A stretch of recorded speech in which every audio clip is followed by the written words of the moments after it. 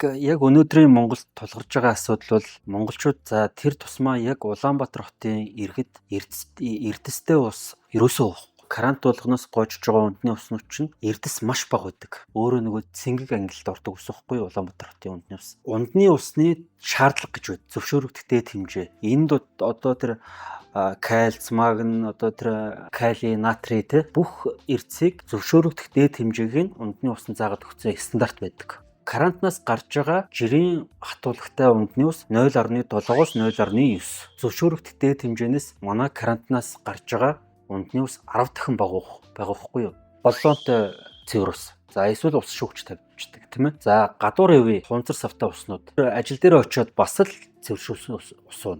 Уснаас эрдэс авах боломж ерөөсө бүрэн хязгаарлагдсан. Яг өнөөгийн нөхцөлд бол кальцийг одоо насанд хүрсэн хүн өдөрт 1000 мг кальц хэрглэж явах хэрэгтэй. Хүүхэд одоо цэцэрлэгийн насны сургуулийн насны хүүхэд 1300 мг хүртэл кальц хэрглэж явах хэрэгтэй. Бидний яс дахиж томрдгоо. Тухайн хүүхдүүдийн яс чинь бидрийг утгад ургаж идэг байхгүй юу? Кальцийн агуулмж маш их хэрэгтэй байгааз тэдэрт МНС 0900 гэдэг стандарт дээр 1 литр усанд 100 мг кальц байхыг зөвшөөрсөн. Өөрөөр хэлбэл энэ уснаас зөвхөн кальцийг авъя гэвэл 10 литрийг ууж иж энэ кальц нөхөхдөггүй дууз. Тэгвэл 10 литр ус хэзээ ч уудаггүй тийм үү?